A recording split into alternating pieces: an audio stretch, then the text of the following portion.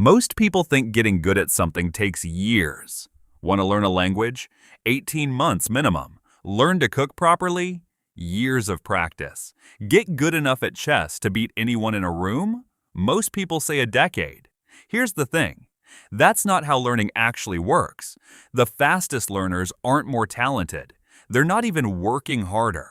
They just know three things about how the brain actually acquires skill, things that cut the timeline down by most of it.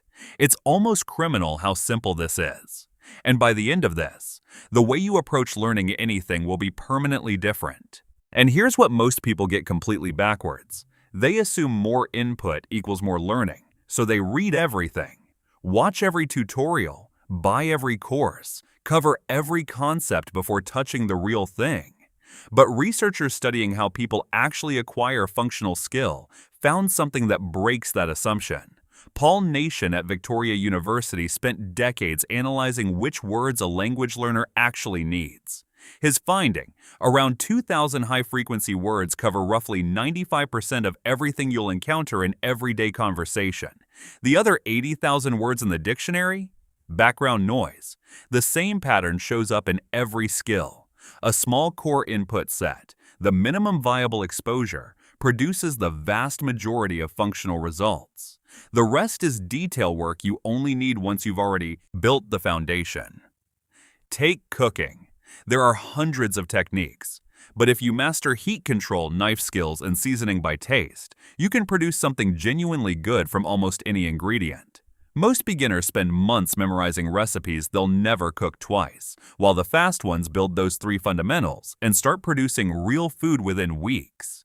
The question to ask yourself is this: what is the smallest set of inputs I need to produce a result that actually counts? Find that. Stop there. Build outward only after it's solid. Everything you learn beyond that core before mastering the core is a distraction wearing a productive costume. Most people practice a skill by running through the whole thing repeatedly, hoping repetition produces mastery. It doesn't.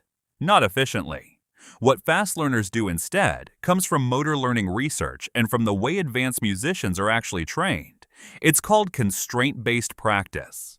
You artificially limit your toolkit to force your weakest element into the foreground. And here's where it actually gets interesting.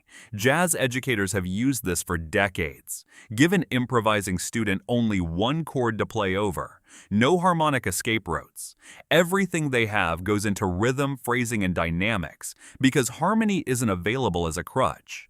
The constraint creates the skill. You can apply this to anything. Learning to write? Remove every adjective from your draft and rewrite it using only verbs and nouns. Your sentences get stronger because decoration isn't available as a crutch. Learning to present? Give yourself 30 seconds per point, no longer. Your clarity improves because rambling isn't an option. Identify the specific thing that's holding your performance back. Isolate it by removing every other variable. Practice only that piece until it runs without effort. Then add it back into the whole. They're not practicing more. They're practicing with fewer options, which forces better decisions. Here's the part most people miss entirely, and it comes from memory research, not productivity advice.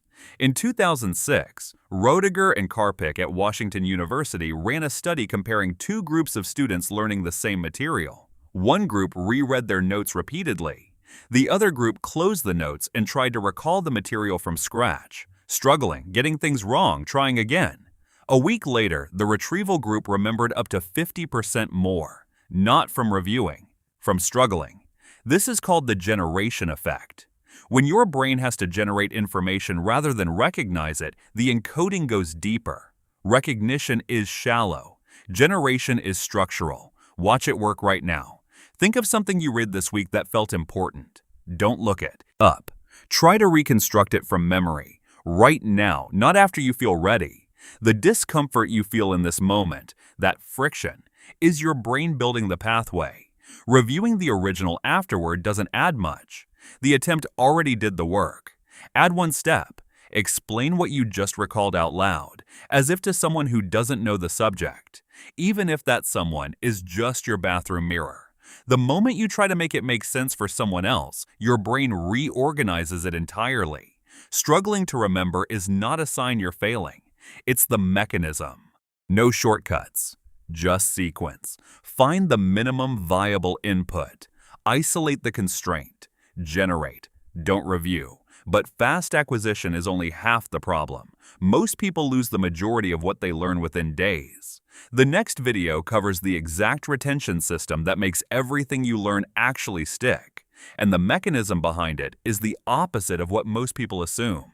Watch it next.